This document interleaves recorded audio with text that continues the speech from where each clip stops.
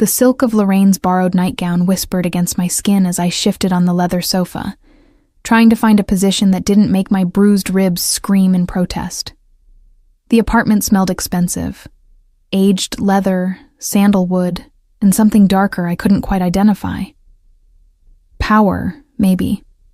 Or danger. My fingertips traced the edge of a throw pillow that probably cost more than my monthly salary at the gallery where I used to work, back when my life made sense. Just one night, Lorraine had promised 3 hours ago, her manicured hands gripping my shoulders with surprising strength. Lucas is in New York. He won't be back until tomorrow afternoon. You'll be gone before he even knows you were here. I'd wanted to argue, to insist I could handle this myself, that I didn't need to hide in some stranger's penthouse like a frightened animal.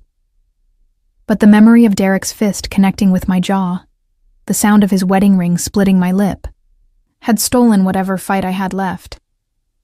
So I'd nodded, let Lorraine bundle me into her Mercedes, and tried not to think about what would happen when Derek realized I wasn't coming back this time.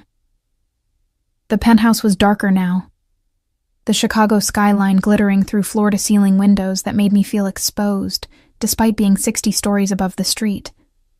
I should have been sleeping. God knows I needed it. But every time I closed my eyes, I saw Derek's face twisted with rage, heard his voice promising terrible things if I ever tried to leave him. So instead, I lay there in the darkness, cataloging details of this stranger's home. The art on the walls looked original, not prints, but actual paintings with visible brushstrokes and signatures I didn't recognize. The furniture was modern but substantial, built to last rather than impress. Everything was immaculate, almost obsessively so, which made me acutely aware of my own disheveled state. My hand moved unconsciously to my split lip, wincing at the tender swelling. At least Lorraine had given me ice before she left. And aspirin. And a fierce hug that had made tears burn behind my eyes, because I couldn't remember the last time someone had touched me with kindness instead of violence. "He's not what you think," she'd said cryptically before disappearing into the night. "Lucas, if he finds out what Derek did to you..." She'd stopped there, leaving the implication hanging. I didn't ask what she meant. Didn't want to know what kind of man inspired that particular tone in Lorraine's voice, equal parts fear and absolute certainty. The leather sofa creaked softly as I finally gave up on sleep and sat up, pulling my knees to my chest. The nightgown Lorraine had lent me was beautiful, champagne-colored silk that felt like water against my skin, but it left me feeling vulnerable, exposed. I should have insisted on keeping my jeans and sweater, blood-stained as they were. A sound from the hallway made me freeze. Footsteps. Heavy, measured, deliberate. My heart slammed against my ribs as the penthouse door opened, and I heard the soft beep of a security system being disarmed. No. No, no. No. Lorraine said he wouldn't be back until tomorrow. I pressed myself deeper into the sofa cushions, trying to make myself smaller as the footsteps moved through the apartment. A light clicked on in the kitchen, spilling warm illumination across the hardwood floors. I could see his shadow now, tall and broad-shouldered, moving with the kind of confidence that came from never having to look over your shoulder. "Lorraine?" A deep voice called out, rough with exhaustion. "I thought I told you to stop using my place for your..." He rounded the corner into the living room and stopped dead. Our eyes met across the darkness, and I watched his entire body go still in a way that made my survival instincts scream warnings. This was a predator recognizing unexpected prey. Even in the dim light filtering from the kitchen, I could make out his features. Dark hair slightly mussed from travel, strong jaw shadowed with stubble, eyes so dark they looked black. He wore a white dress shirt with the sleeves rolled to his elbows, the top 3 buttons undone, revealing the hollow of his throat. His jacket hung from one hand, forgotten. For a moment, neither of us moved. Then his eyes traveled over me, taking in the silk nightgown, my bruised face, the way I'd instinctively curled into myself, and something dangerous flickered across his features. "Who are you?" His voice was low, controlled, but with an edge that made goosebumps rise on my arms. I should have been terrified, should have been stammering apologies and explanations.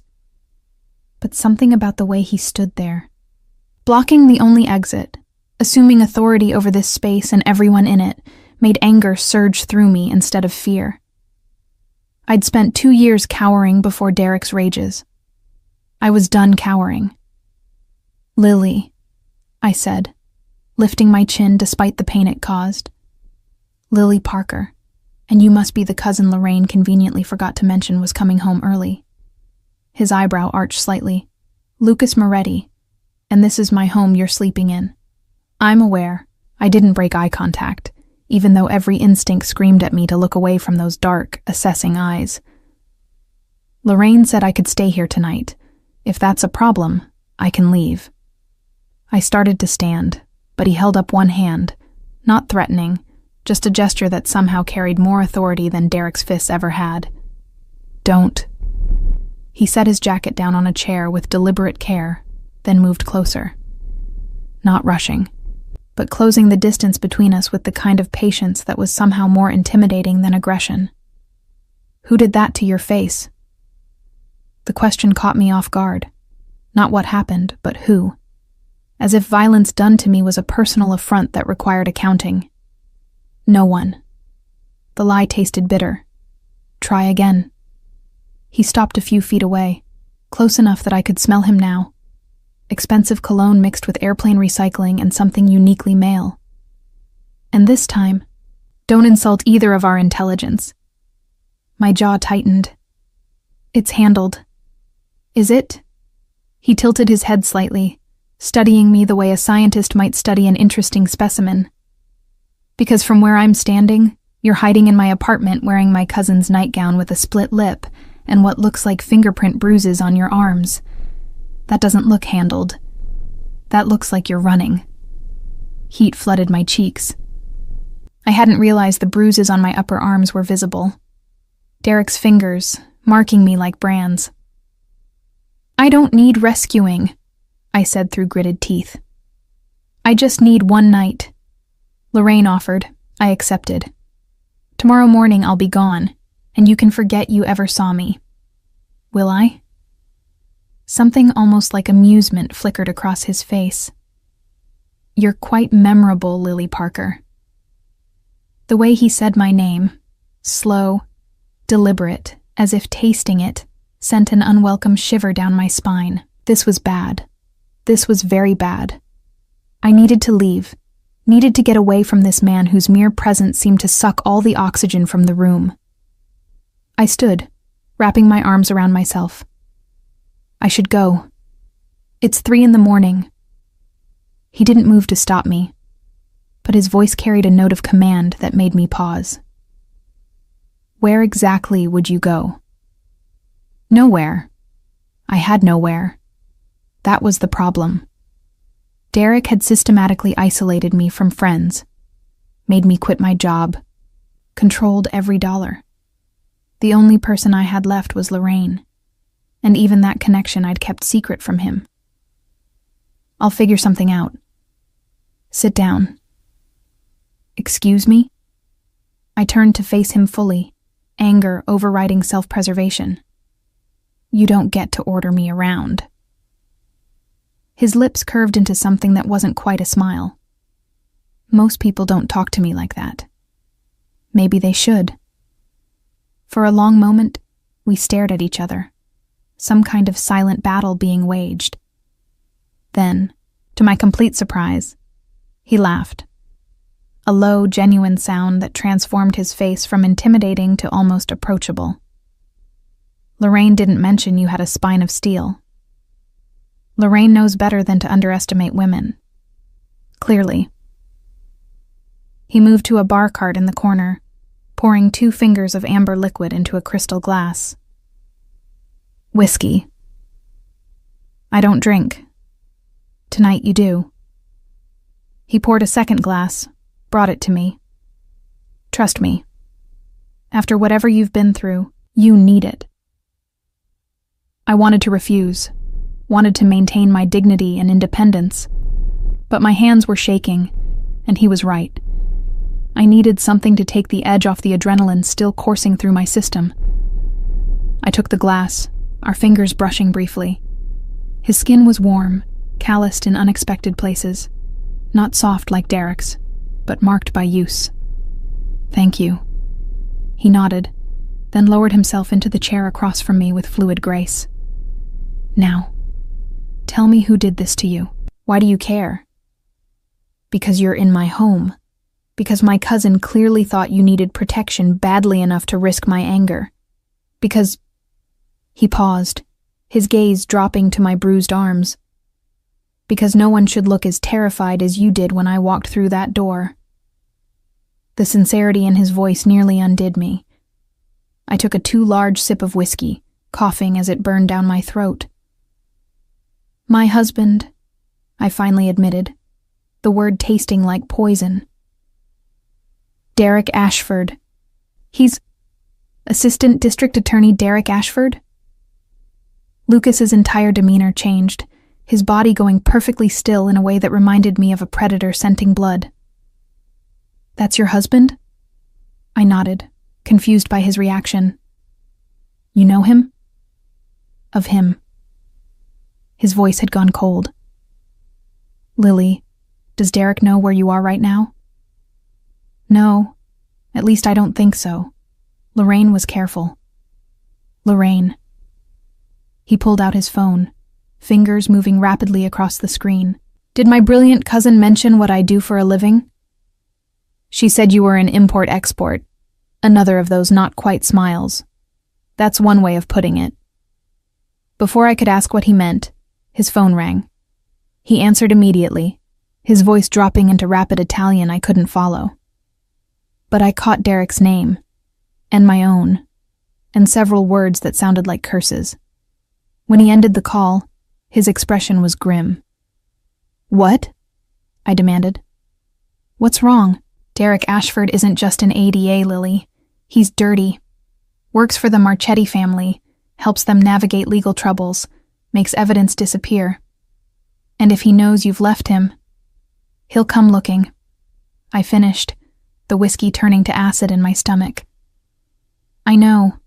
That's why I need to disappear. No. Lucas leaned forward, his dark eyes intense. That's why you're staying here. I can't ask. You're not asking.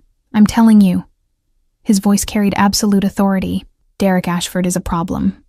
And you, Lily Parker, just became my responsibility.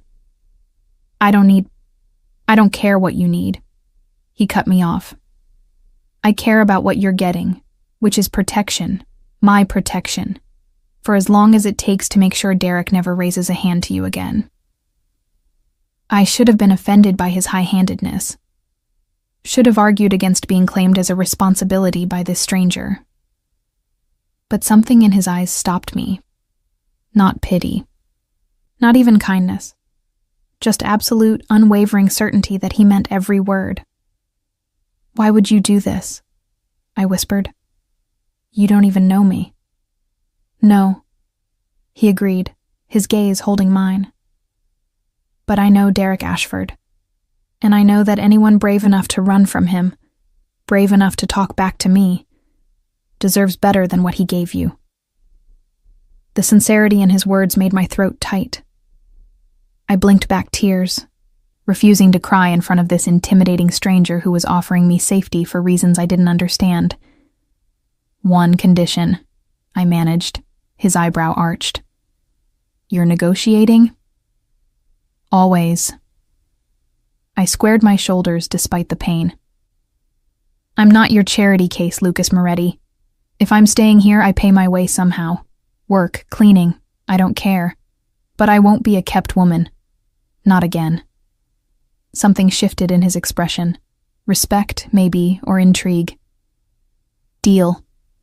Though I suspect you'll regret that particular demand when you see what I consider appropriate payment. Try me. His smile this time was genuine, if slightly dangerous. Oh, I intend to, Lily Parker. I very much intend to. The morning sun sliced through the penthouse windows like a blade, pulling me from restless sleep. For a moment, I forgot where I was, my body tensing instinctively, waiting for Derek's weight on the bed, his hands demanding, his breath sour with last night's scotch.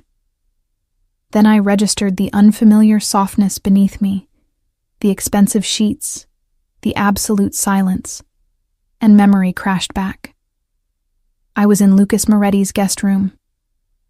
The man himself had disappeared into his bedroom around 4 a.m. after making me promise, 3 times, that I wouldn't try to leave before he woke up. I'd agreed, too exhausted to argue, too shaken by everything that had happened to trust my own judgment about what to do next. Now, in the stark light of day, the reality of my situation settled over me like a weighted blanket. I'd left Derek, actually left him. After 2 years of threats and violence and promises that he'd kill me if I tried, I'd finally done it. The knowledge should have felt liberating. Instead, it just made me nauseous. A soft knock at the door made me start. "Lily? You awake?" Not Lucas's voice. Too feminine, too familiar. "Lorraine?" She swept in like a force of nature, carrying a garment bag and what looked like several shopping bags. Her perfectly styled blonde hair and designer suit made me acutely aware of my own disheveled state. "Don't give me that look," she said, draping the garment bag over a chair.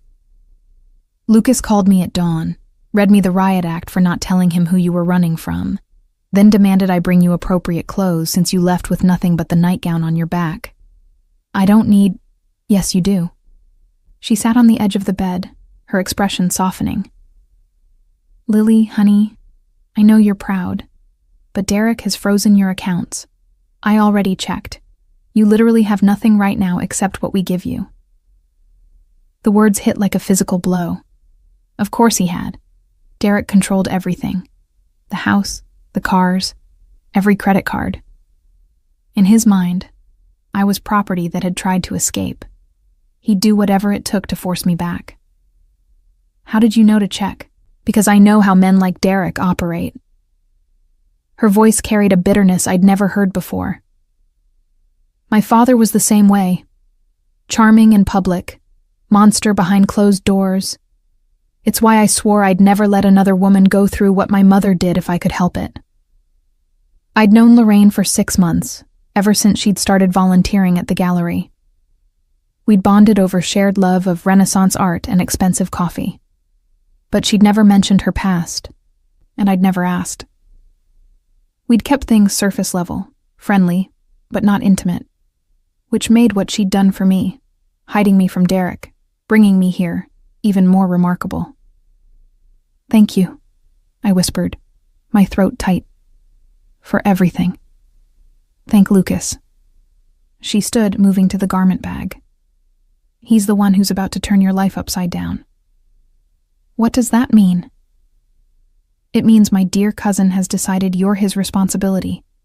And when Lucas Moretti decides something, heaven help anyone who gets in his way." She unzipped the bag, revealing an elegant black dress. "Including you."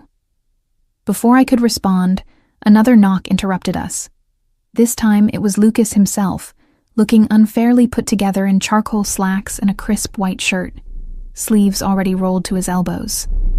His dark eyes assessed me quickly, clinical, thorough, before shifting to Lorraine. "Did you tell her?" I was getting to it. "Tell me what?" I demanded, hating being discussed like I wasn't in the room. Lucas stepped inside, closing the door behind him with a soft click that somehow felt ominous. "Derek filed a missing persons report this morning. Claims you've been kidnapped. The police are looking for you." Ice flooded my veins. "That's insane. I left of my own free will." "Which you'll need to prove." He leaned against the dresser, arms crossed. "Unfortunately, your history of falling downstairs and walking into doors is well documented. Derek's painted himself as the concerned husband whose mentally unstable wife has gone missing. Mentally unstable? Anger burned through the ice. That son of a... Breathe, Lorraine interrupted, squeezing my shoulder. Lucas has a plan. Of course he does. I looked at Lucas, trying to read his inscrutable expression. Let me guess. I stay here, hidden, while you figure out how to make Derek go away? Close. His lips curved into something that wasn't quite a smile. You stay here, very visible, very clearly of sound mind and making your own choices. We arrange for you to give a statement to the police, with my lawyer present, explaining that you left because Derek was abusive. Then we get you a restraining order and file assault charges. It sounded logical, reasonable, exactly what anyone would advise. But the thought of facing Derek in court, of making our private nightmare public, made my stomach churn. He'll never let that happen. Derek has connections, judges he's helped, cops who owe him favors. They'll bury my testimony and make me look crazy. Normally, yes. Lucas straightened, moving closer. But Derek doesn't know I'm involved yet, and once he finds out you're under my protection, his options become significantly more limited. Because you're, what, more powerful than an assistant DA? Because I'm someone Derek Ashford wouldn't dare cross. His voice was matter of fact, not boasting. Let's just say my family has been in Chicago longer than Derek's career, and our influence extends into places he can't reach. The implication hung in the air. Lorraine had mentioned her family was well-connected, but I'd assumed that meant old money and social standing. The way Lucas spoke suggested something darker. You're Mafia. It wasn't a question. I prefer businessman with diverse interests. But he didn't deny it. Does that bother you? I should have said yes. Should have been horrified, demanding he let me leave immediately. But Derek was a prosecutor who'd sworn to uphold the law while breaking me systematically behind closed doors. At least Lucas was honest about what he was. Should it? Most people would think so. Most people haven't spent 2 years married to a sociopath with a law degree. I met his gaze steadily. At this point, I'm more concerned with results than methods. Something shifted in his expression. Approval, maybe, or recognition. Good. Because my methods aren't always legal. Lucas, Lorraine warned. She deserves to know what she's agreeing to. He kept his eyes on mine. If you accept my protection, Lily, it comes with certain implications. People will assume things. About us. About what you are to me. And what am I to you? The question emerged before I could stop it. Right now, someone who needs help that I'm capable of providing. He paused. But perception is everything in my world. If Derek believes you're just a random woman I'm sheltering out of kindness, he'll keep pushing. But if he believes you're mine... I'm not anyone's, I interrupted sharply, old fury rising. Not Derek's, not yours, not anyone's. Instead of looking offended, Lucas smiled, a real smile that transformed his face from intimidating to devastatingly handsome. Noted. Poor choice of words. Let me rephrase. If Derek believes you're important to me, that you're under my personal protection rather than just general hospitality, he'll think twice before making a move. So you want me to pretend to be what? Your girlfriend? For now, just someone staying in my home who I have a vested interest in protecting. We'll let Derek's paranoid imagination fill in the details. It was manipulative, calculated, exactly the kind of thing Derek would do, using people's perceptions against them. But Lucas wasn't using it to control me. He was using it to keep me safe. Fine, I agreed. What do I need to do? Lorraine exhaled audibly, relief evident on her face. Get dressed for starters. We have a meeting with Lucas's lawyer in 2 hours. The dress Lorraine had brought fit perfectly. Expensive, Understated. Exactly the kind of thing I used to wear when Derek would parade me at functions. Professional enough for a lawyer's office, but with a subtle edge that suggested I wasn't someone to be dismissed. "How did you know my size?" I asked as she helped me zip the back. "I pay attention." She handed me a pair of heels that somehow managed to be both elegant and practical. Lucas does too, by the way. He notices everything. Is that a warning? More like friendly advice. She started on my hair, braiding it back from my face in a style that looked sophisticated while hiding the worst of my bruising. "My cousin isn't like other men, Lily. He's dangerous, yes, but he's also fiercely protective of the people he considers his. You're under his roof now, wearing clothes he paid for, accepting his protection. Whether you like it or not, that makes you his in every way that matters to him." I told him I'm not. I know what you told him, and I'm sure he listened. But Lucas has his own code, his own rules, and one of those rules is that he protects what's his. You don't have to agree to be his, for him to claim you as such in his own mind. The words should have alarmed me, should have sent me running despite having nowhere to go. But something about Lucas's brand of possession felt different from Derek's. Derek had owned me like a trophy, something to display and control and punish when it disappointed him. Lucas's claiming felt more like, what? Protection? Territory marking? "You're overthinking it," Lorraine said, reading my expression in the mirror. "Just let Lucas handle Derek. That's what he's good at, handling problems." The lawyer's office was in a building I recognized, one of those prestigious addresses where hourly rates started at 4 figures. Marcus Romano turned out to be a silver-haired man in his 60s, with kind eyes and a handshake that radiated competence. "Mrs. Ashford," he greeted me, gesturing to a leather chair. "Or do you prefer Ms. Parker?" "Parker," I said firmly. "I'll be filing for divorce as soon as possible." "Of course." He exchanged a look with Lucas, who'd insisted on coming with me. "Now, Lucas has briefed me on the situation. I need you to walk me through everything, and I mean everything, that Derek has done. Don't leave anything out, no matter how small or embarrassing it seems." The next hour was excruciating. I detailed every blow, every threat, every time Derek had made me feel small and worthless and trapped. Marcus took notes without judgment, occasionally asking clarifying questions that made me realize just how methodically Derek had isolated and controlled me. "The fingerprint bruises on your arms," Marcus said. "Were there others?" "Almost always." My voice had gone flat, detached. He was careful to hit where clothes would cover it. Stomach, ribs, thighs. Never the face except... I gestured to my split lip. That was new. I think he was losing control. "Good," Lucas said quietly. Both Marcus and I looked at him. "Not good that he hurt you," he clarified. "Good that he's getting sloppy. Men like Derek rely on maintaining their carefully constructed image. When they start losing control, they make mistakes."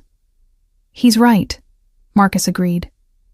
The visible facial injury, combined with the missing persons report, actually works in our favor. It shows a pattern of escalation that will be harder for Derek to explain away. "Now I need you to see a doctor today, a forensic specialist who can document all your injuries thoroughly."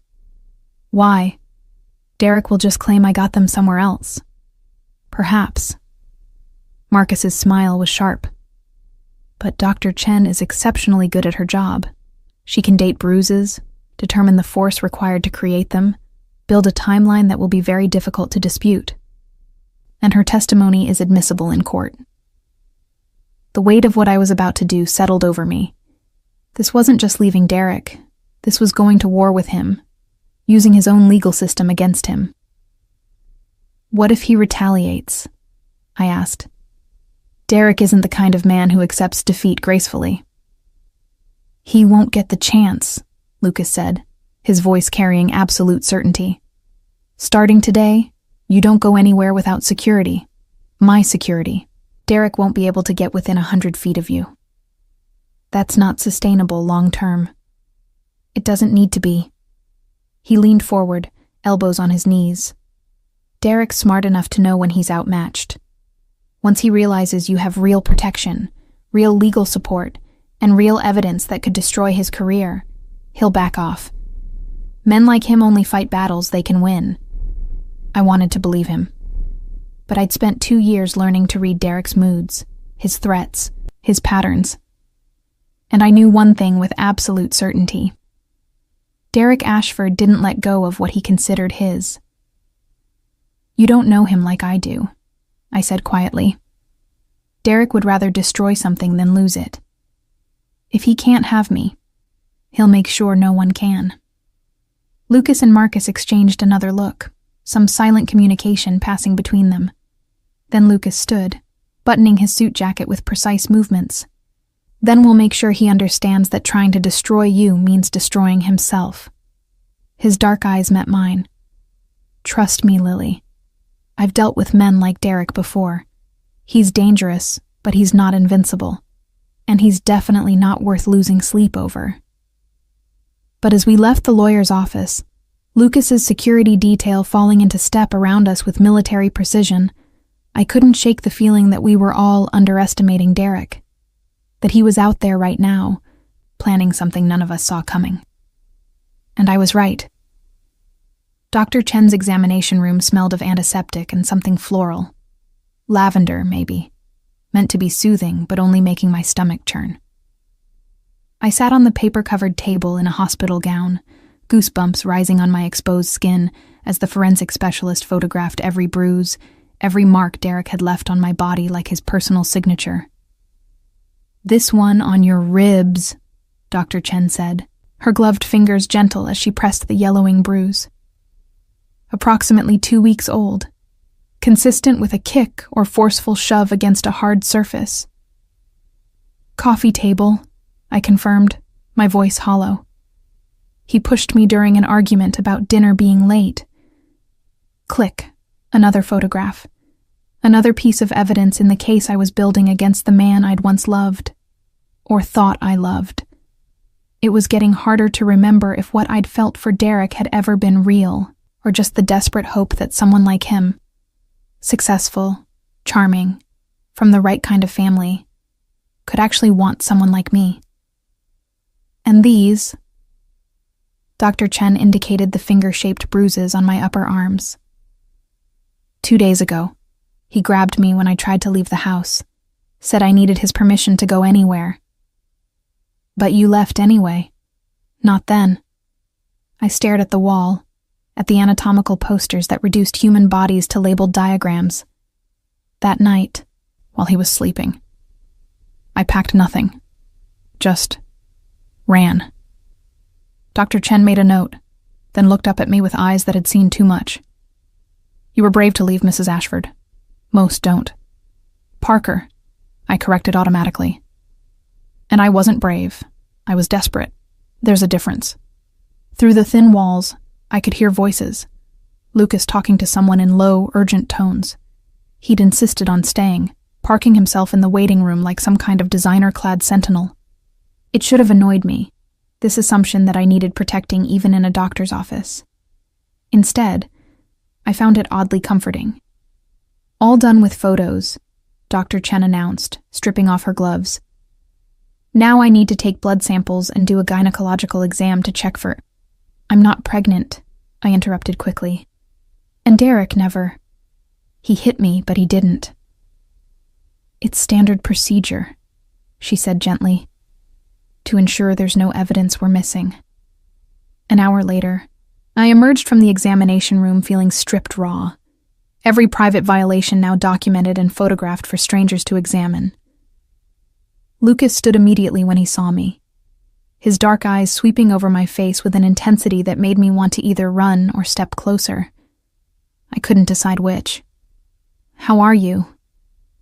Not "are you okay?" Because clearly I wasn't. Just a simple question that acknowledged reality. Exhausted, humiliated, ready to go home. I paused. Wherever home is now. My place. He said it like it was obvious, at least until we get Derek handled. You keep saying that, handled, like he's a problem that can be solved with enough money or intimidation. I pushed past him toward the exit, suddenly needing air, space, anything but the suffocating sympathy in that office. But Derek isn't just some thug you can threaten into submission. He's smart, connected, and absolutely convinced he owns me. You don't just handle that. Lucas caught my elbow gently, stopping me in the hallway. People flowed around us, nurses, visitors, patients, but he didn't seem to notice or care. "You're right," he said quietly. "I can't threaten Derek the way I would a normal problem, but that doesn't mean I can't stop him." "How?" The question came out sharper than intended. "What's your master plan, Lucas? Because from where I'm standing, all you've done is paint a target on my back by taking me in. Derek's going to see this as an insult, a challenge. He's going to come at me twice as hard just to prove he can. Let him try." Something dangerous flickered in Lucas's eyes. "I'm counting on it." Before I could ask what he meant, his phone rang. He glanced at the screen, his expression hardening. "I need to take this." He stepped away, speaking in rapid Italian to whoever was on the other end. I caught my name, Derek's, and several words that sounded like curses. When he returned, his entire demeanor had changed. Sharper, more focused, like a weapon being drawn from its sheath. "Derek knows where you are." My blood turned to ice. "How?" "He has a friend at the hospital. Someone saw you come in with me, recognized both of us, made a call." Lucas's hand found the small of my back, guiding me toward the exit with gentle insistence. "My car's out front. We need to leave. Now." "Is he coming here?" "No, but he's filed for a restraining order against me, claiming I'm holding you against your will. Also filed a petition for emergency custody on the grounds that you're mentally unfit and I'm a dangerous influence." "Emergency custody of what?"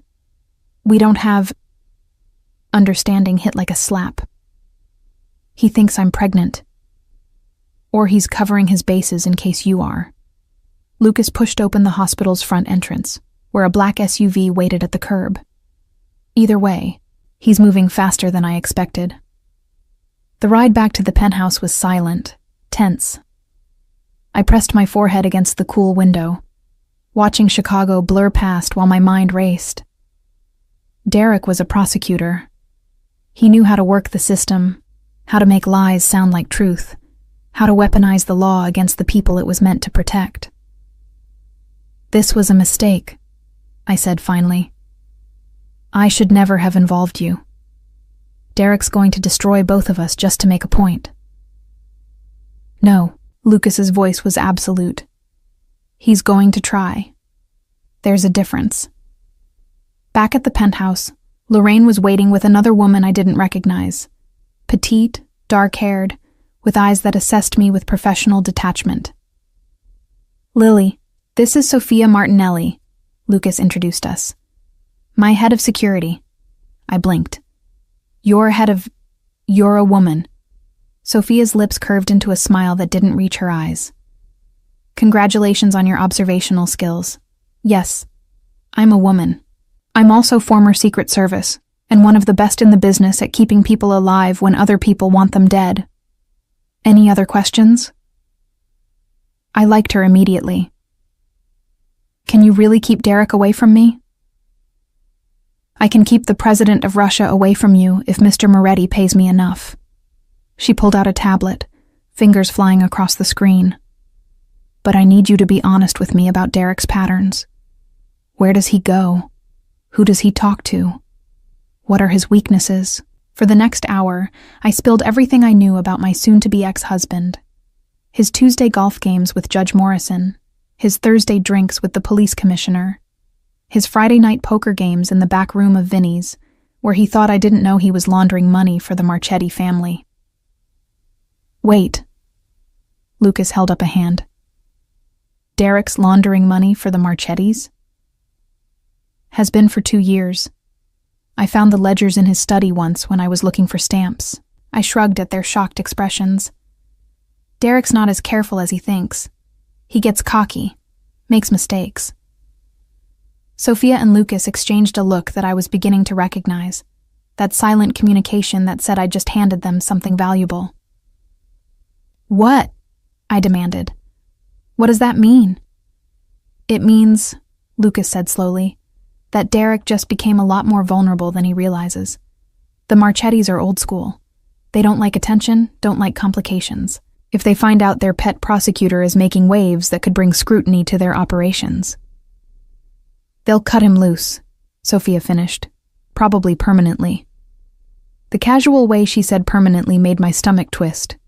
I don't want Derek dead. I just want him gone. "Dead, discredited, doesn't matter to me," Lucas said. "What matters is that he stops being a threat to you." "But killing him? Who said anything about killing him?" Lucas moved to the bar, pouring himself 2 fingers of scotch. "I said the Marchettis might cut him loose.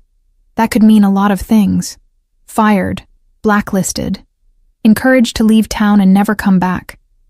Death is messy, draws attention. Much easier to just ruin someone's life until they wish they were dead." The ruthless practicality in his voice should have frightened me. Instead, it was oddly reassuring. Lucas wasn't some volatile hothead like Derek. He was calculated, strategic, thinking 3 moves ahead. "So what's the plan?" I asked. "We let Derek keep digging his own grave." Lucas took a sip of scotch. "Let him file his restraining orders and custody petitions. Let him make noise about me kidnapping you. Meanwhile, we gather evidence, not just of him hurting you, but of his dirty dealings with the Marchettis. Then we give him a choice. Disappear quietly, or we expose everything and let him explain to both the police and his Mafia benefactors why he's suddenly a liability. That's blackmail." "No." His smile was sharp. "That's business. And if he doesn't take the deal, then we go to war." He said it like he was discussing the weather. But Derek's smarter than that.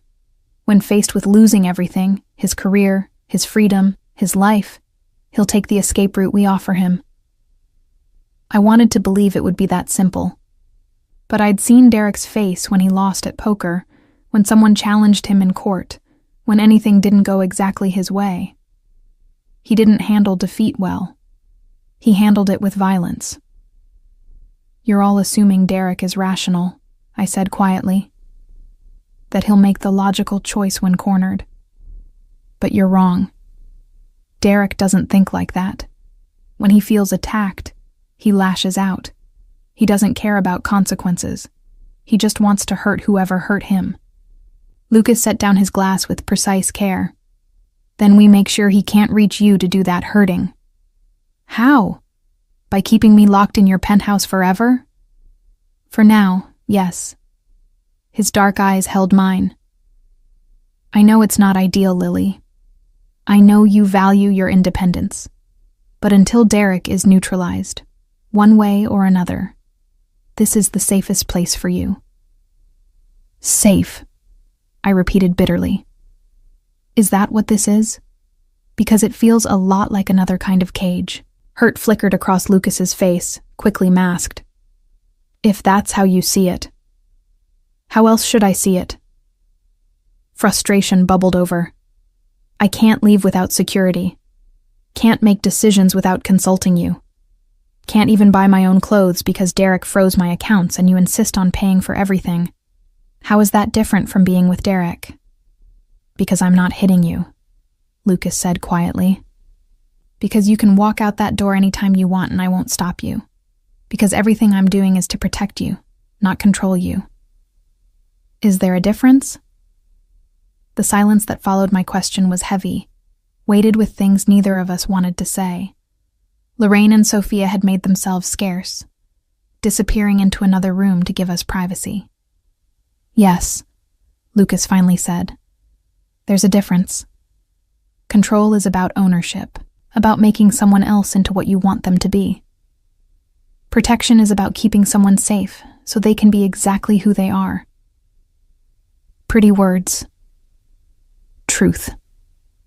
He moved closer, close enough that I could smell his cologne, cedar and bergamot, expensive and dark. Lily, I'm not Derek. I'm not trying to make you small or dependent or afraid. I'm trying to keep you alive long enough to get free of him. That's it. That's all this is. Is it? The question emerged before I could stop it, because something had shifted between us in the past 2 days. Something I didn't want to examine too closely but couldn't ignore. The way he looked at me when he thought I wasn't watching. The way my skin heated when he stood too close. The dangerous pull toward this man who was supposed to be just my temporary protector. Lucas's jaw tightened. What are you asking, Lily? I don't know. I wrapped my arms around myself. Everything's happening so fast. 2 days ago, I was Derek's wife. Now I'm living with a man I barely know, trusting him to save me from my own bad choices, feeling things I have no right to feel. What things? His voice had gone low, dangerous. I should have deflected, should have walked away. But exhaustion and stress and 2 years of being silenced made me reckless. This pull toward you. This feeling that maybe I'm trading one cage for another, except this one's gilded, and the man who owns it makes my heart race, for reasons that have nothing to do with fear. Lucas went perfectly still. I don't own you. Don't you? I challenged. You pay for my food, my clothes, my safety. You make decisions about my life without consulting me. You've made me dependent on you in every way that matters. How is that not ownership? Because you can leave anytime you want, he repeated, but his eyes had darkened with something that made my breath catch. Because I would never force you to stay. Because what I feel for you. He stopped, shaking his head. This isn't the time. What you feel for me. My heart was hammering now. Lucas, what are you? The sound of shattering glass cut through my question. We both spun toward the windows, where a brick lay among glittering shards on the hardwood floor. Wrapped around it was a piece of paper secured with a rubber band. Sophia appeared immediately, gun drawn, moving to the window with professional efficiency. Everyone back. Now. Lucas pulled me behind him, instinctive, protective, while Sophia examined the brick, using a pen to flip open the note without touching it. Her face darkened as she read. What does it say? I demanded. You don't want to know. Tell me anyway. Sophia looked at Lucas, who nodded tersely. She read aloud, her voice flat. She belongs to me. You can't keep what's mine. I'm coming for her, and when I do, I'll make sure there's nothing left for you to protect. The blood drained from my face. This was Derek at his worst, possessive, violent, utterly convinced I was his property to reclaim or destroy. That's it, Lucas said, his voice lethal. We're moving. Moving where? Somewhere Derek can't find you. Somewhere safer than here, now that he knows where you are. He pulled out his phone, already dialing. Pack what you need. We leave in an hour. Lucas, wait. No more waiting. His eyes met mine, and I saw something fierce and protective and absolutely immovable. Derek just made this personal. He wants war? He'll get it. But first, I'm making sure you're somewhere he can't reach you even if he burns down the whole city trying. The somewhere safer turned out to be a sprawling estate an hour outside Chicago, hidden behind iron gates and enough security to guard Fort Knox. Lucas's family home, he'd explained during the tense car ride, rarely used but maintained perfectly. Just in case. Just in case of what? I'd wanted to ask. But the grim set of his jaw had discouraged questions. Now I stood in a bedroom that probably cost more than my parents' entire house, staring at walls covered in cream silk and wondering how my life had spiraled so completely out of control. 2 days ago, I'd been married to Derek, trapped but familiar. Now I was... what? A refugee in a mobster's mansion? A protected witness? A problem to be hidden away until the adults figured out how to handle it? A soft knock interrupted my spiraling thoughts. Lily? It's Lorraine. I opened the door to find her carrying what looked like dinner on a tray. Pasta in a rich tomato sauce that smelled like heaven. Lucas thought you might be hungry. You didn't eat all day. My stomach chose that moment to growl loudly, betraying me. Lorraine smiled, setting the tray on an antique table near the window. Eat. I'll keep you company. I sat, twirling pasta around my fork mechanically. Where is he? Lucas, handling things. She perched on the edge of an armchair, elegant even in her casual sweater and jeans. Which means he's making calls to people who owe him favors. Building a case against Derek that will be impossible to fight. By doing illegal things. By doing what needs to be done. Lorraine's voice was gentle, but firm. Look, I know this world, Lucas's world, isn't what you're used to. It's morally gray at best, definitely outside the bounds of normal law. But it's also incredibly effective at protecting people who need it. Like me. Like you. She paused. My cousin isn't a white knight, Lily. He's dangerous, ruthless when he needs to be, and capable of things that would shock you. But he's also fiercely loyal, protective to a fault, and once he decides someone is his to protect. She shrugged. Heaven help anyone who tries to hurt them. That's the second time someone said I'm his to protect, like I'm property. No, like your family. Lorraine leaned forward. There's a difference, even if the language sounds similar. In Lucas's world, family isn't just about blood. It's about loyalty, about choosing to protect someone because they matter, not because you own them. I wanted to believe her, but Derek had used similar words, calling me his family, his responsibility, his to protect, right before tightening his control until I could barely breathe. How do I know Lucas won't turn into Derek? The question came out smaller than I intended. How do I know this protection won't become control? Lorraine was quiet for a long moment. You don't, she finally said. Not with absolute certainty, but I can tell you this. I've known Lucas my entire life, and I've never once seen him hurt someone weaker than him. Never seen him use his power to control or manipulate people who couldn't fight back. His enemies? Yes. People who cross him? Absolutely. But someone he's protecting? She shook her head. Never. There's always a first time. True. She stood, moving to the window that overlooked the estate's manicured grounds. But I don't think you'll be it. Lucas looks at you differently than he's ever looked at anyone, Lily. Like you're something precious he can't quite believe he gets to protect. Heat rose in my cheeks. That's ridiculous. He barely knows me. Sometimes that doesn't matter. Lorraine's reflection smiled at me in the window glass. Sometimes you just know when someone, is going to change everything. Before I could respond, male voices drifted up from downstairs. Lucas and someone else, speaking in Italian too rapid for me to follow. But I caught the emotion. Anger, carefully controlled but present. I should check on him, Lorraine said. Stay here. Try to rest. You're safe, Lily. That's the only thing that matters right now.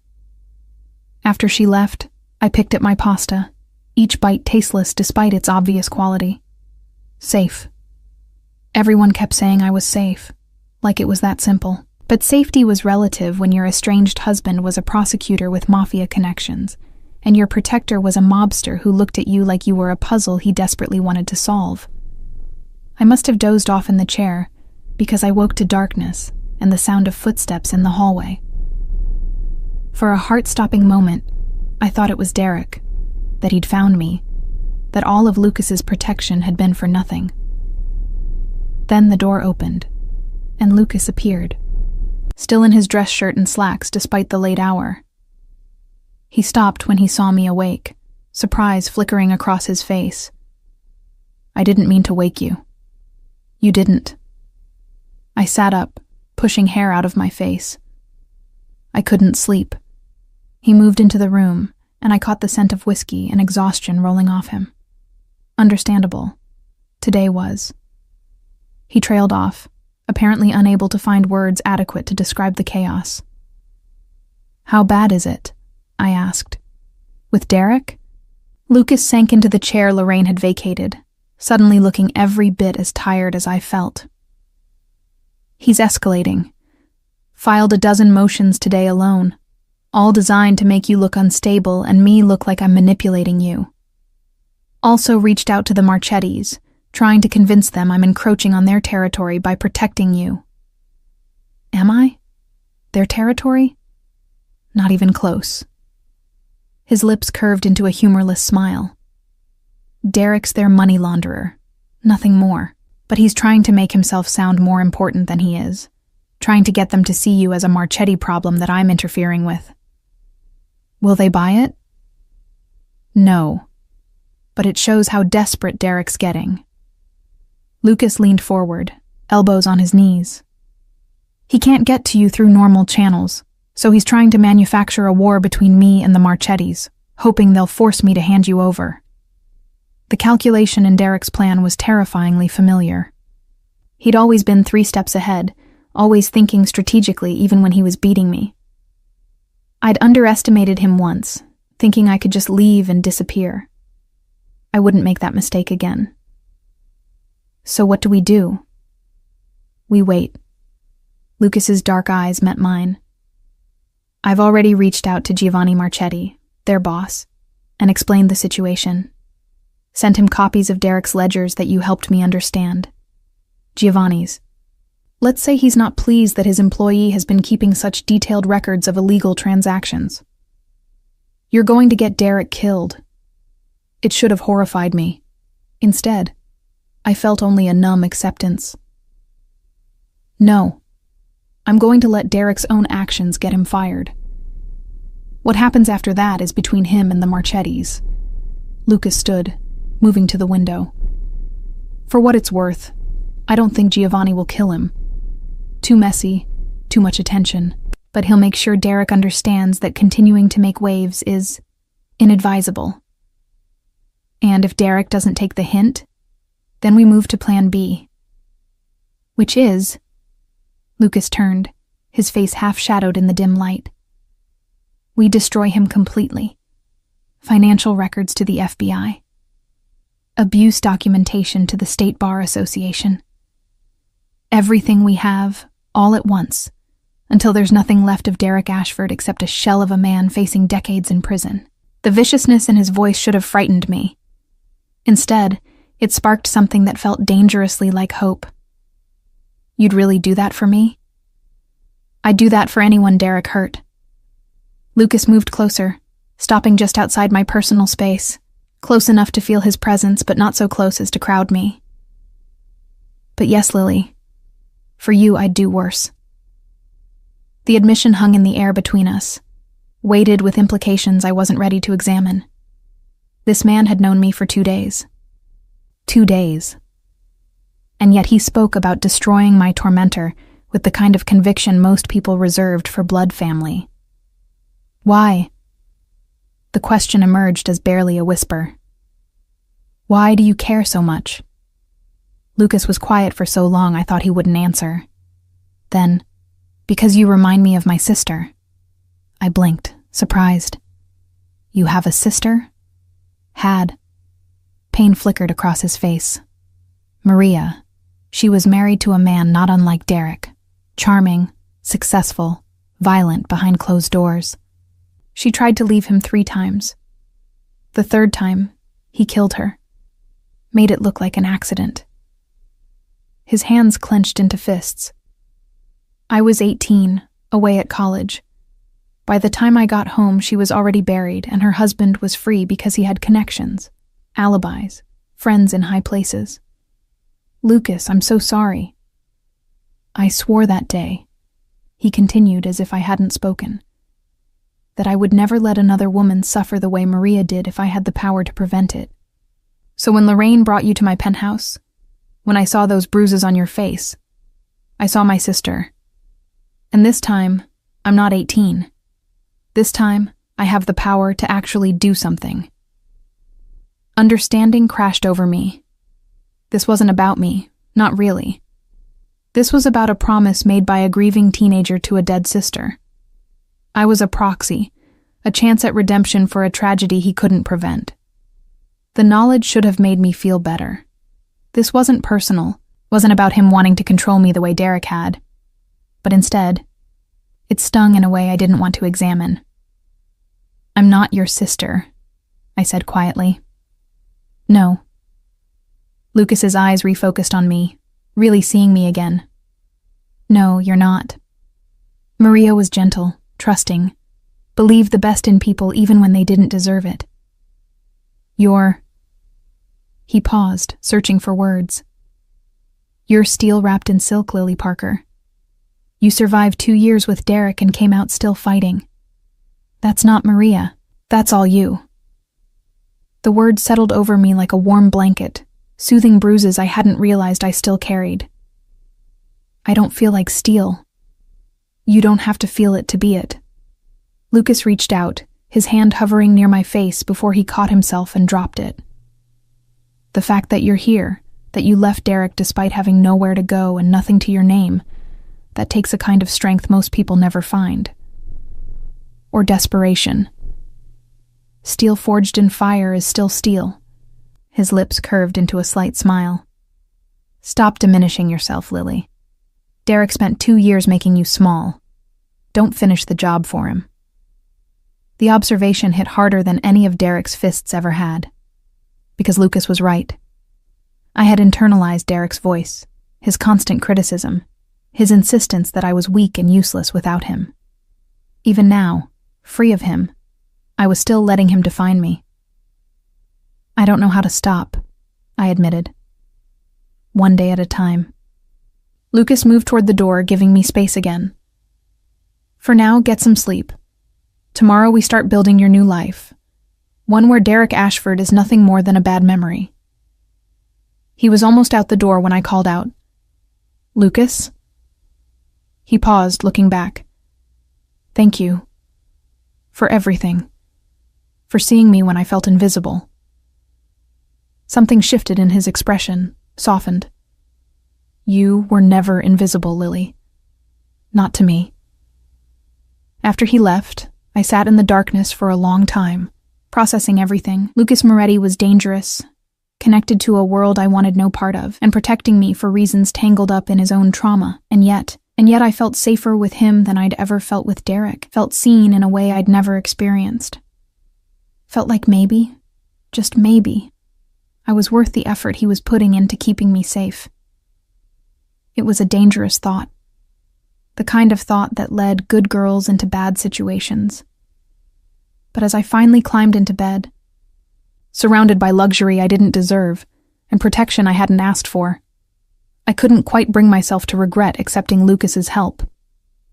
Even if it meant owing him something I wasn't sure I could repay. Morning arrived with pale sunlight filtering through curtains I'd forgotten to close and the smell of coffee drifting up from somewhere downstairs. For one disoriented moment, I thought I was back in the apartment I'd shared with Derek, that the past 3 days had been nothing but a nightmare brought on by stress. Then I registered the silk sheets, the ceiling that was definitely not mine, and the blessed absence of Derek's weight beside me, and reality crashed back. I was in Lucas Moretti's family estate. Derek was out there somewhere, probably planning his next move, and I was hiding like a coward instead of facing my problems head-on. The thought got me out of bed and into the shower, a marble and glass confection that could have fit my entire old bathroom. I dressed in clothes from the bags Lorraine had packed, simple jeans and a cashmere sweater that probably cost more than my monthly salary used to be. Downstairs, I followed the coffee smell to a kitchen that belonged in a design magazine. Stainless steel appliances, marble countertops, and Lucas standing at the stove in gray slacks and a white dress shirt with the sleeves rolled up, cooking what looked like eggs and bacon. He turned when I entered, a slight smile crossing his face. "You're up. I was going to bring breakfast to your room." "I'm capable of walking downstairs." It came out sharper than intended, defensive. Lucas's smile didn't fade. "I'm aware. Coffee?" He poured me a cup without waiting for an answer, adding cream the way I'd had it yesterday. The fact that he'd noticed made something in my chest tighten uncomfortably. "Where's Lorraine?" I asked, accepting the mug. "She went back to the city. Had a charity board meeting she couldn't miss." He slid perfectly cooked eggs onto 2 plates. "But Sophia's here. She's doing a security sweep of the grounds." "Expecting trouble?" "Always." He set a plate in front of me, then took the seat across. "But specifically, yes. Derek's patterns suggest he'll try something within the next 48 hours. He's not patient enough for a long game." The eggs tasted like heaven, but discussing Derek's violent tendencies made them sit heavy in my stomach. "What kind of something?" "Could be anything. Showing up here with police, claiming I'm holding you hostage, hiring private investigators to dig up dirt on me, reaching out to my enemies to form alliances." Lucas ate with careful precision, each movement controlled. Or he could just try to grab you himself if he finds an opening. "He won't find one," I said, with more confidence than I felt. "No, he won't." Lucas's eyes met mine across the table. "Because you're not leaving this estate until he's neutralized. And before you argue about being caged again, it's not a suggestion. It's reality. Derek is dangerous, Lily. And you're the one thing standing between him and total professional destruction." "I'm not a thing." Poor word choice. He had the grace to look slightly chagrined. "You're the one person. The witness who can corroborate the evidence against him. The victim who makes his abuse real instead of theoretical. That makes you invaluable to the case, and a target for him." I pushed eggs around my plate, appetite gone. "So I hide here while you handle everything. Again." "Would you prefer to handle Derek yourself?" Lucas asked, his tone neutral. "Because if you want to confront him directly, I can arrange that. With security present, of course. But it's an option." The offer caught me off guard. I'd expected more of the same protective containment. Not choices. "You'd let me do that?" "I'd prefer you didn't, for safety reasons." "But yes." Lucas set down his fork. "Lily, I'm not Derek. I'm not going to make decisions for you and then force you to live with them.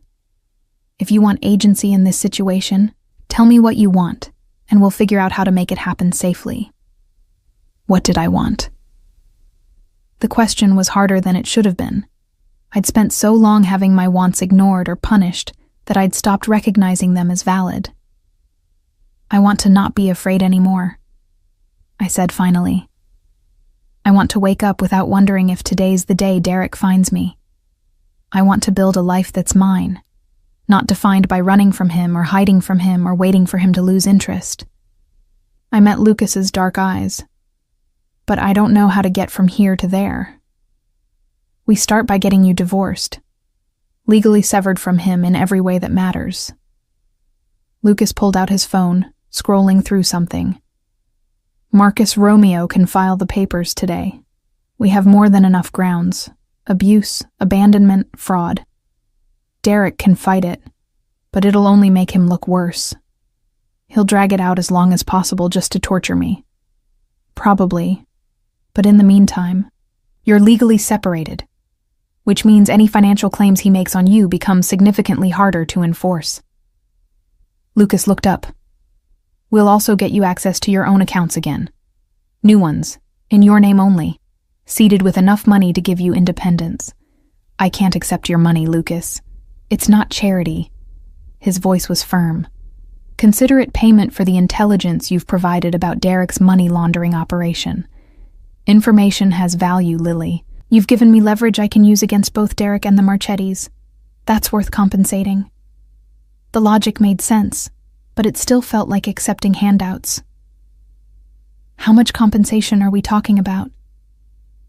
Enough that you never have to be financially dependent on anyone again. Enough to pay for your own apartment once Derek's handled, your own car, your own life. Lucas paused. Unless you want to stay here. In which case, that's also an option. The casual way he offered it, like having me live in his family estate was no big deal, sent warning bells ringing in my head. Why would you want that? Lucas was quiet for a moment, his expression unreadable. Because this place is too big for one person. Because Lorraine visits more when someone else is here. Because... He stopped, seemingly weighing his next words carefully. Because I like having you here, Lily. I like cooking breakfast for someone. I like hearing your footsteps upstairs. I like... He cut himself off, shaking his head. Never mind. Forget I said anything. But I couldn't forget, because the raw honesty in his voice had revealed something I'd been trying not to see. Lucas Moretti was lonely. For all his power and connections, he lived in spaces too large for one person, and ate meals meant for two alone. I like being here, I admitted quietly. Which probably makes me certifiably insane, considering you're basically a stranger who happens to be a mob boss. Technically, I prefer the term entrepreneur with flexible ethics. His lips quirked. But yes, on paper this is insane. You should be running from me, not sharing breakfast. Should I? Lucas held my gaze. Honestly? I don't know, Lily. I'd like to think I'm one of the good ones, relatively speaking. But I've done things that would horrify you. Hurt people, made problems disappear, operated outside the law more times than I can count. I'm not a safe choice by any objective measure. Neither was Derek, and he was supposed to be respectable. Fair point. Lucas stood, collecting our plates. But there's a difference between dangerous and abusive. I'm the former. Derek's the latter. Don't confuse the two just because you're grateful for my protection. The warning was clear. Don't develop feelings for me based on proximity and gratitude. Don't mistake safety for attraction. It was reasonable, logical advice. Too bad my heart wasn't listening. I spent the rest of the morning exploring the estate with Sophia as my shadow. The property was massive. Acres of manicured grounds, a pool house, tennis courts, even a small guest house that Sophia informed me was sometimes used by Lucas's business associates when they were conducting sensitive negotiations. I didn't ask what that meant. You're good for him, you know, Sophia said as we walked past elaborate gardens. Lucas? I barely know him. Exactly. She adjusted her sunglasses. He needs someone who sees him as just Lucas, not Lucas Moretti, head of the family, heir to his grandfather's empire. Someone who challenges him instead of just agreeing with everything he says. I'm not trying to be good for him. I'm just trying to survive. Sometimes those two things aren't mutually exclusive. Sophia stopped, turning to face me. Look, I'm not saying you owe Lucas anything beyond gratitude, but I've worked for him for 3 years, and I've never seen him go to these lengths for anyone who wasn't family. The fact that he's protecting you, housing you, putting his own neck on the line against Derek, that means something. It means he sees me as a project, I said, repeating what I'd told myself 100 times. A way to make up for not saving his sister. Maybe that's how it started. Sophia shrugged. But I've seen how he looks at you when you're not watching, Lily. That's not guilt or obligation. That's interest. Real interest. Before I could respond, her phone buzzed. She checked it, her expression darkening. We need to get back to the house. Now. We practically ran back, Sophia's hand on her weapon the entire way. Lucas met us at the door, his face grim. What's wrong? I demanded. Derek knows you're here. Lucas pulled up something on his phone. A news article. He gave an interview to the Tribune. Claims I'm a mobster holding his vulnerable, mentally ill wife hostage.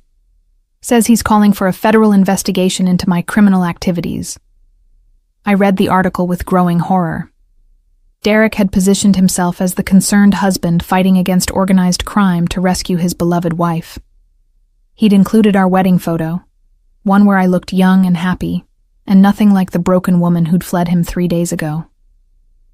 "This is bad," I whispered. "This is desperate," Lucas corrected. "Derek's playing his last card. Public sympathy. He's trying to force my hand, make me give you up before the investigation gains traction." "Will it work?"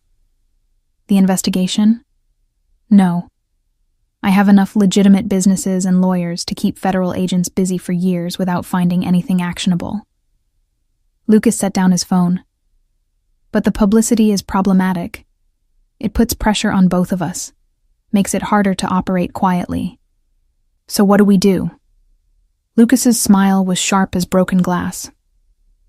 "We go public ourselves, show the world who Derek Ashford really is." 2 hours later, I stood in front of cameras in Lucas's study, Marcus Romeo beside me, reading a prepared statement that laid out Derek's abuse in clinical, devastating detail. I showed the photos Dr. Chen had taken. I described the financial control, the isolation, the escalating violence. I spoke calmly, clearly, like the intelligent woman I'd been before Derek had spent 2 years convincing me I was worthless. And I watched, through the window, as Derek's carefully constructed narrative crumbled in real time on social media. By evening, I believe Lily was trending. Support flooded in from abuse survivors, women's organizations, even colleagues of Derek's who'd witnessed his controlling behavior. The Tribune issued an update to their article, including my statement and Dr. A. Chen's medical evidence. Derek's last card had backfired spectacularly. "He'll be even more dangerous now," Lucas warned as we watched the fallout unfold. "Backed into a corner, reputation destroyed. Men like Derek don't handle public humiliation well." "Good." I surprised myself with the viciousness in my voice. Let him feel what it's like to be powerless for once. Lucas looked at me, something approving in his expression. There's the steel I was talking about. That night, I couldn't sleep. Too wired from the press conference, too aware that Derek was out there somewhere, watching everything fall apart. I wandered downstairs around midnight and found Lucas in his study, staring at computer screens that showed various security feeds. "Can't sleep either?"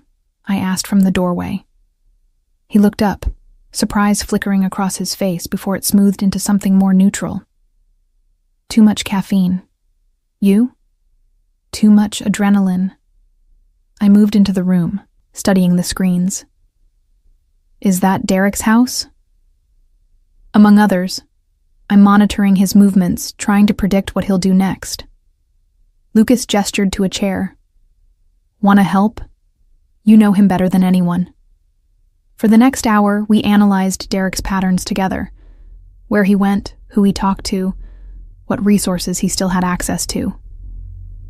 Lucas asked insightful questions that forced me to really think about my ex-husband's psychology, his breaking points, his triggers.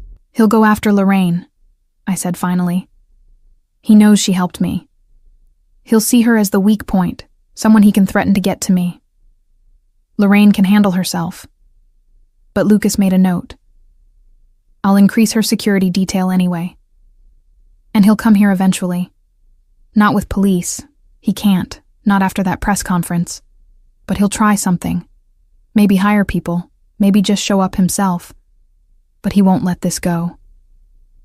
"I'm counting on it." Lucas leaned back in his chair. "Because when he makes his move, we'll be ready. And this time, Derek Ashford won't walk away." The promise in his voice should have comforted me. Instead, it made me aware of just how dangerous Lucas was when protecting who he considered his. "I'm scared," I admitted. Not of Derek finding me. Of what happens after. Of trying to build a life when the past 3 days have been the most insane of my existence. Life doesn't have to be insane. Lucas stood, moving to the window. Once Derek's handled, you can have whatever kind of life you want. Quiet, boring, normal. I'll make sure of it. What if I don't want boring? The question emerged before I could stop it.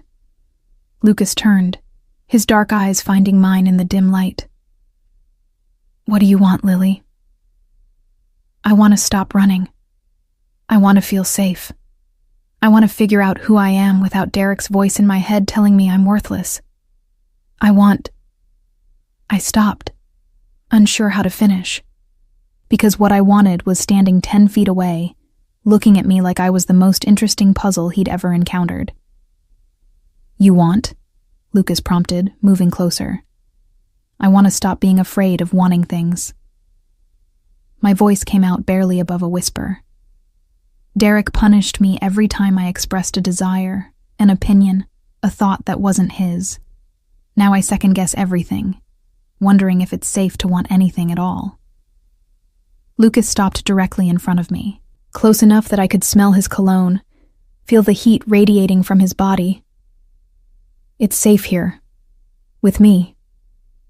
Whatever you want, however crazy or impractical or impossible, it's safe to want it. Even if what I want is dangerous. Especially then. His hand came up, hovering near my face without touching. Because sometimes the most dangerous things are exactly what we need. I should have stepped back, should have remembered that this man was my protector, not whatever I was thinking he could be. Should have maintained appropriate boundaries. Instead, I closed the distance between us, rising on my toes to press my lips to his. For a heartbeat, Lucas went perfectly still. Then his arms came around me, pulling me closer as he kissed me back with an intensity that stole my breath. This wasn't gentle or tentative. This was hunger, desire, weeks of tension finally breaking. When we finally broke apart, both breathing hard, Lucas rested his forehead against mine. That was dangerous, he murmured. I know. We should stop. We should. Neither of us moved. Lily. My name on his lips was half warning, half prayer. If we do this, there's no going back. No pretending it didn't happen. No maintaining professional distance. Good. I fisted my hands in his shirt. I'm done pretending. Done maintaining distance. Done being afraid to want things. Even if the thing you want is me. And especially then. Lucas kissed me again, deeper this time, and I felt something inside me break free. Some cage I hadn't realized I was still locked in. This wasn't Derek's possession disguised as love. This was two broken people finding something real in the wreckage. When Lucas finally pulled back, his eyes were dark with desire, but also something else. Concern, maybe, or regret.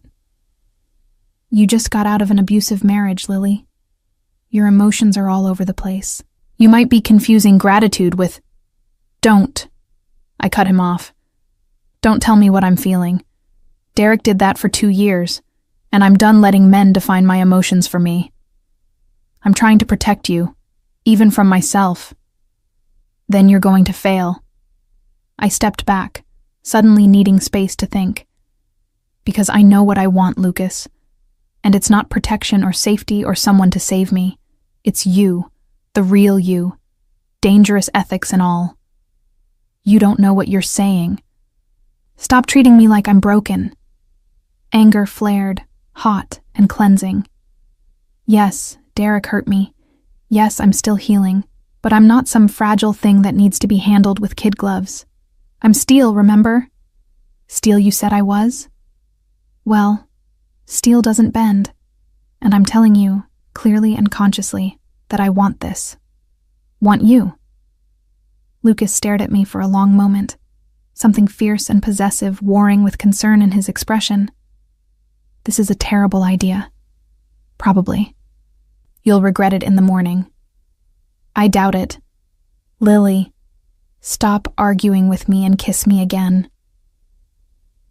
This time when our lips met, there was no hesitation. Lucas lifted me, my legs wrapping around his waist as he carried me from the study toward his bedroom. And for the first time in years, I wasn't afraid of what came next. I was choosing it. Choosing him. Choosing myself. And that made all the difference. I woke wrapped in expensive sheets in Lucas's arms, sunlight painting golden stripes across skin that bore new marks.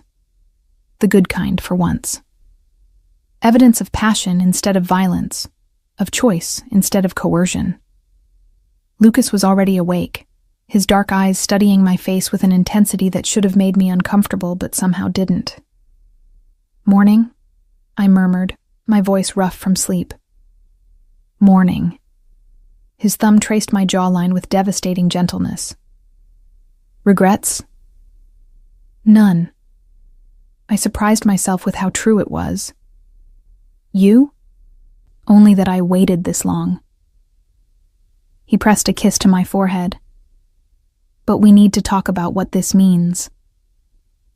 Can't we just exist in it for a while before dissecting it?" "No." His voice was gentle but firm.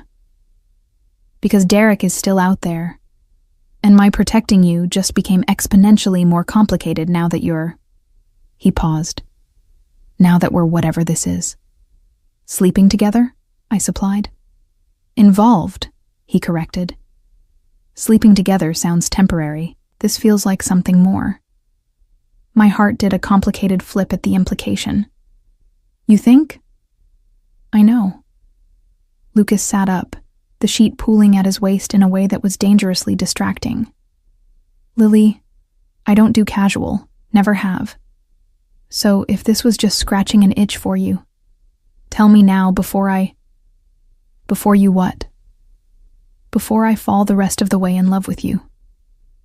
The admission came out raw, honest, terrifying in its vulnerability. "Because I'm already halfway there. And if you don't feel the same, I need to know before I make an idiot of myself." The words hung between us, weighted with implications I hadn't let myself consider. Love. Lucas Moretti thought he was falling in love with me. "That's insane," I whispered. "We've known each other for 3 days. 4, technically, and yes, it's insane. But when has anything about this been sane?" His hand found mine. "I'm not asking you to say it back. I'm just asking you to be honest about what you want from this. Because if it's just protection and safety and someone to help you get free of Derek, I can give you that without the complication of feelings. But if it's more, it's more." The words escaped before I could second-guess them. "I don't know if it's love yet, but it's more than gratitude, more than safety. It's—" I struggled to find words. "It's the first time I felt like myself in years. Like I can breathe without permission. Like I matter beyond what I can provide someone else." Lucas's expression softened. "You do matter.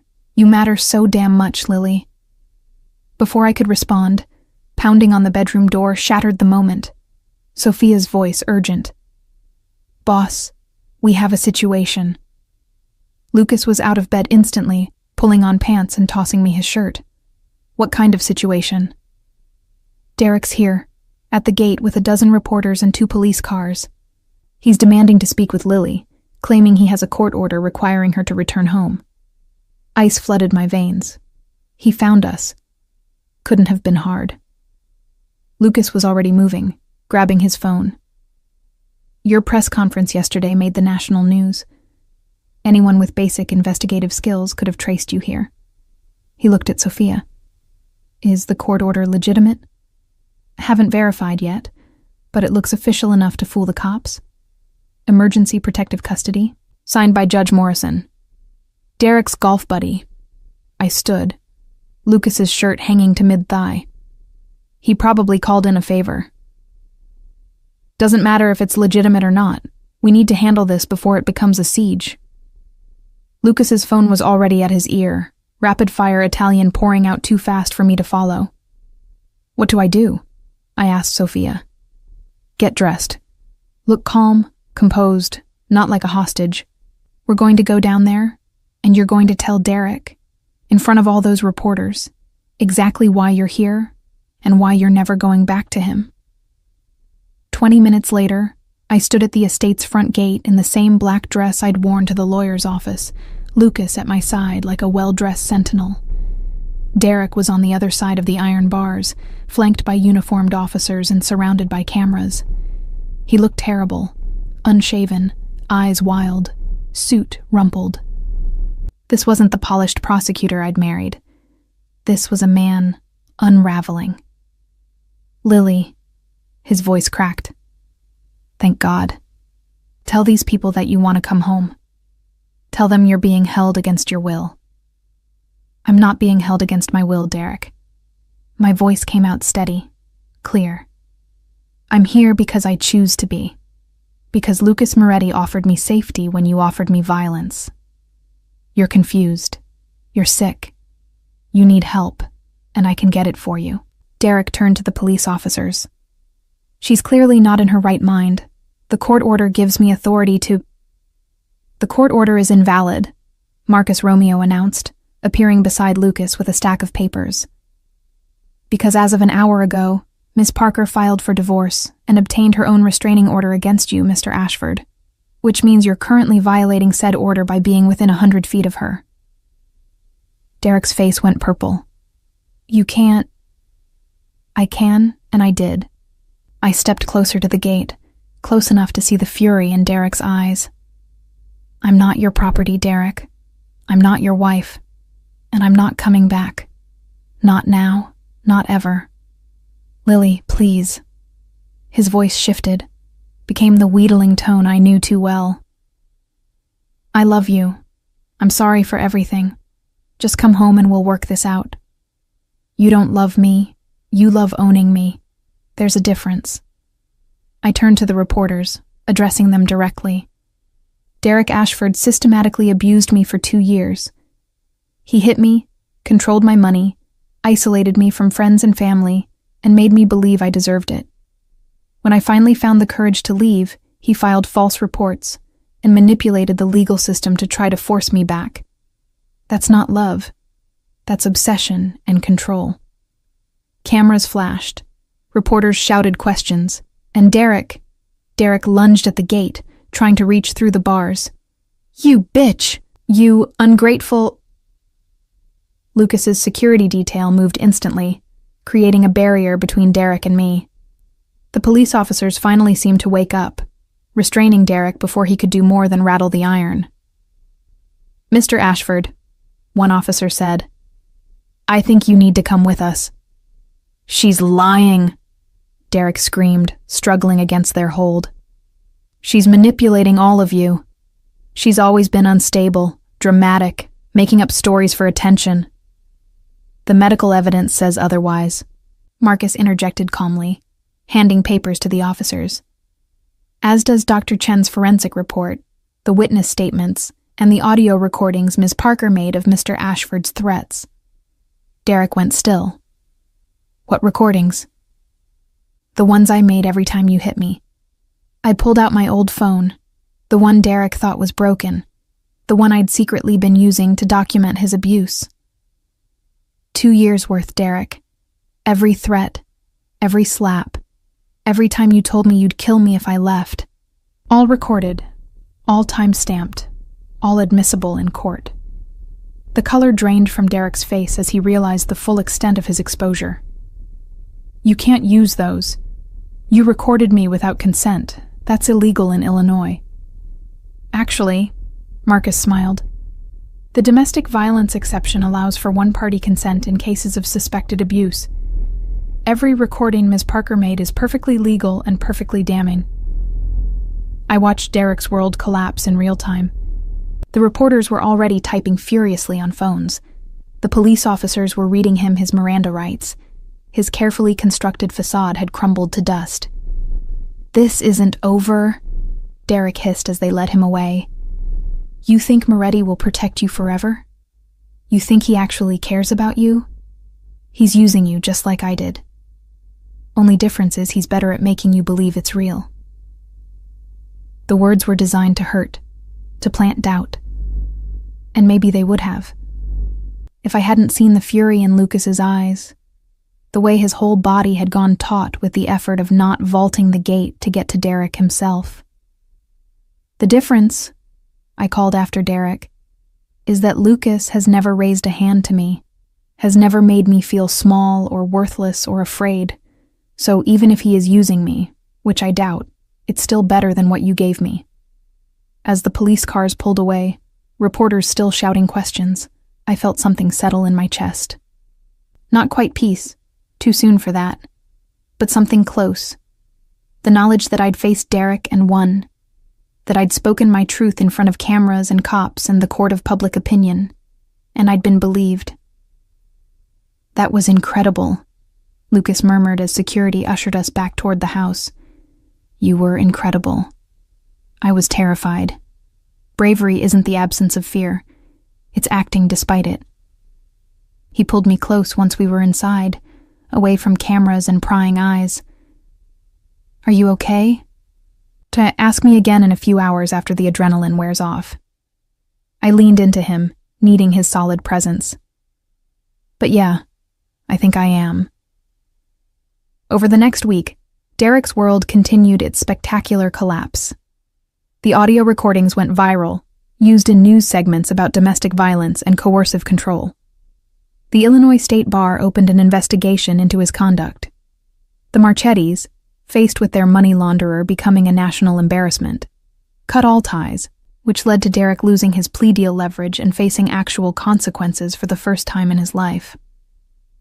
Lucas handled it all with quiet efficiency, ensuring I was protected from the worst of the media frenzy, while still allowing me agency in how my story was told.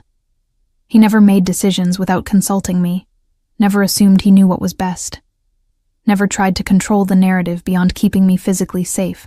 It was such a stark contrast to Derek that I sometimes had to remind myself this was real, not some elaborate manipulation. Stop overthinking, Lucas said one evening, catching me staring into space over dinner. I can literally hear your brain spiraling from here.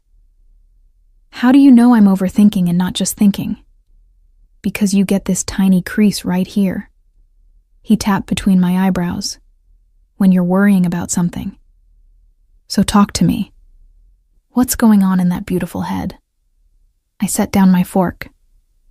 I keep waiting for the other shoe to drop. For you to show your true colors. Demand something in exchange for your protection.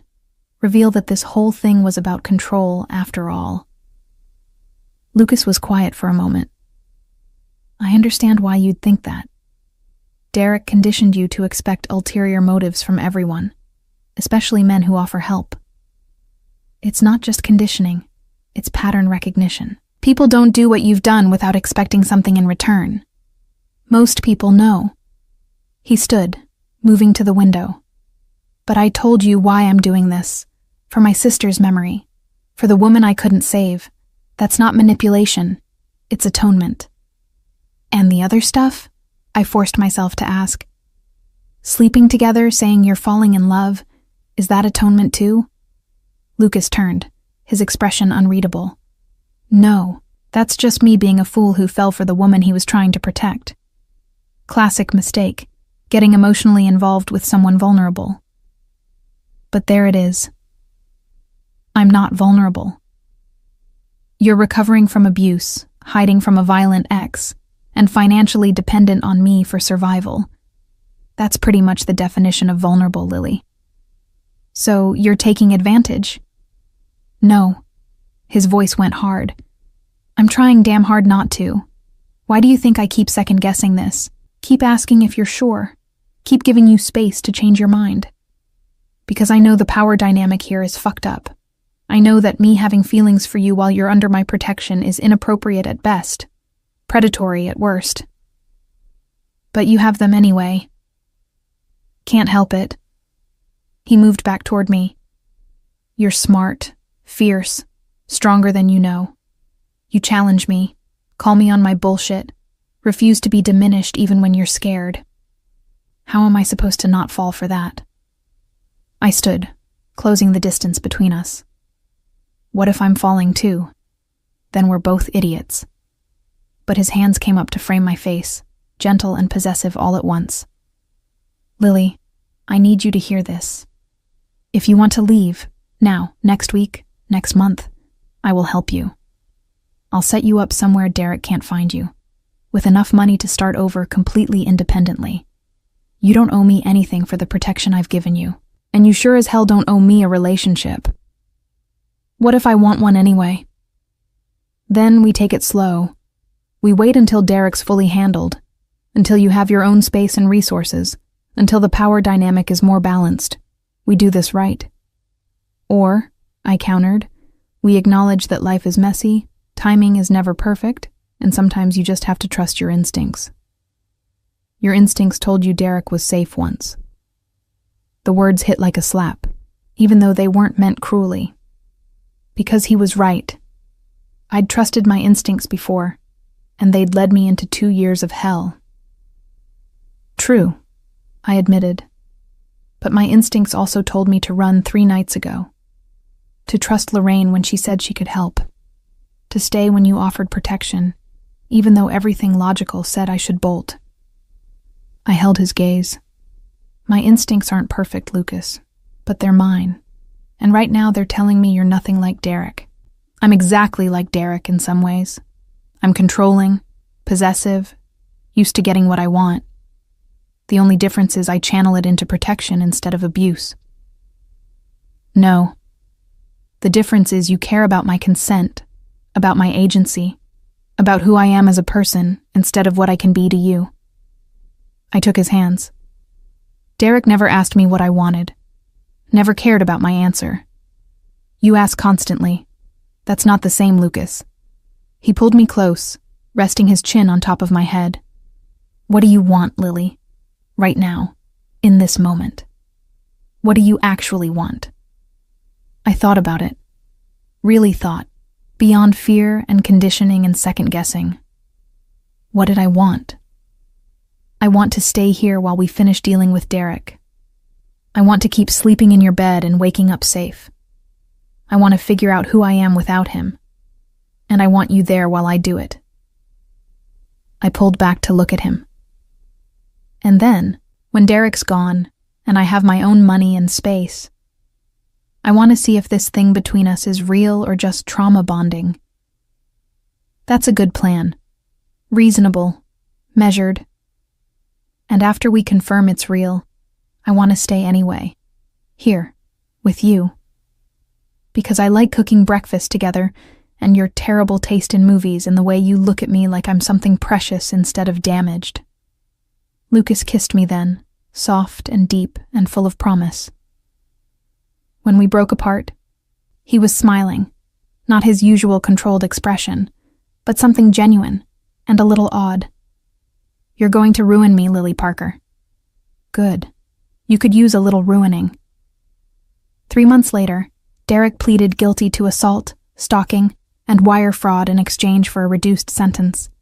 He was disbarred, fined extensively, and sentenced to 5 years in a minimum security facility.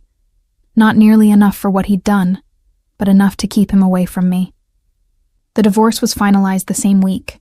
I was legally free. Lucas threw a small celebration, just Lorraine, Sophia, Marcus, and a few others who'd helped along the way. We ate too much Italian food, and drank expensive wine, and toasted to new beginnings. So, Lorraine cornered me in the kitchen while I was loading the dishwasher. Are you staying? In Chicago? Yeah, I like it here. I meant with Lucas, in this house, in his bed. Oh. Heat rose in my cheeks. Yeah, I think so. If he'll have me. Have you? Lorraine laughed. Lily, my cousin is absolutely besotted. He looks at you like you hung the moon. Of course he'll have you. As if summoned, Lucas appeared in the doorway. Everything okay? Lorraine's giving me the shovel talk, I informed him. No, I'm telling her not to break your heart because you're disgustingly in love with her, and I'd have to stage an intervention. Lorraine patted my shoulder. I'll leave you two, whatever. After she left, Lucas moved behind me, arms encircling my waist. Are you happy? Deliriously. I leaned back against him, also terrified. Of what? That I'll wake up and this will all be a dream. That Derek will find some loophole and come back. That you'll realize I'm more trouble than I'm worth. Not possible. He turned me to face him. You're worth everything, Lily. Every headache, every complication, every risk I took protecting you. Worth all of it and more. Even if I'm still working through trauma? Even if I have nightmares and trust issues and days where I can barely function? Especially then. His hands framed my face. Healing isn't linear. Some days you'll be fine. Some days you won't. That's okay. I'm not going anywhere. I kissed him, pouring everything I felt into it. Gratitude and affection, and the beginning of what might be love. Given time to grow without fear. When we broke apart, I whispered against his lips. I'm falling in love with you, Lucas Moretti. Probably have been since you threatened Derek with his own fingers. Lucas laughed, the sound rumbling through his chest. That's a weird moment to pinpoint, but I'll take it. When did you know? With me? The second morning you were here. You came downstairs in my shirt and argued with me about making your own breakfast. You were fierce and stubborn and absolutely refused to be diminished, even though you were scared and hurting and had every reason to be small. He kissed my forehead. I thought, this woman is going to destroy me. And I was right. Sorry, not sorry. Never apologize for being exactly who you are. His dark eyes held mine, intense and honest. You're steel wrapped in silk, Lily Parker. Never forget that. I wouldn't. Not anymore. Because I'd learned something important through all of this. I was strong enough to survive Derek, strong enough to accept help without losing myself, strong enough to risk loving again despite knowing it could hurt. I was strong enough to choose happiness on my own terms. And my terms included Lucas Moretti, dangerous ethics and all. 6 months after that, I was still in Lucas's house, still in his bed, still building a life that was wholly mine, even while shared with him. I'd started working part-time at an art gallery, using my degree for the first time in years. Lucas had helped me reconnect with old friends Derek had alienated. I was seeing a therapist weekly, working through trauma at my own pace. Some days were hard. Some days I still flinched at raised voices, or panicked when Lucas stood too close too quickly. But he was patient, giving me space when I needed it, and support when I didn't. And slowly, painfully, beautifully, I healed. Marry me, Lucas said one random Tuesday morning over coffee. I nearly choked on my espresso. What? Marry me. Not now. I know it's too soon, but eventually, when you're ready, when the idea doesn't scare you. He set down his cup, taking my hands. I love you, Lily. I want to build a life with you officially, not just practically. I want you to have my name, my protection, my everything, by choice, not necessity. My heart hammered against my ribs. Part of me wanted to say yes immediately, but the wiser part, the healed part, needed to be honest. Ask me again in a year, when I know I'm saying yes because I want to, not because I'm grateful or scared or still figuring out who I am without Derek. Lucas smiled, not disappointed, but approving. 1 year. I can wait. And Lucas, when I say yes, and I will say yes, it won't be because I need you. It'll be because I choose you. There's a difference. I know. He kissed me softly. That's why I'm willing to wait. 1 year later, on a random Tuesday morning over coffee, Lucas asked again. This time, I said yes. Not because I needed saving. Not because I was grateful or dependent or afraid to be alone. But because I loved him. Because he'd proven every day that protection and possession weren't the same thing. because he saw me, really saw me, and valued what he found.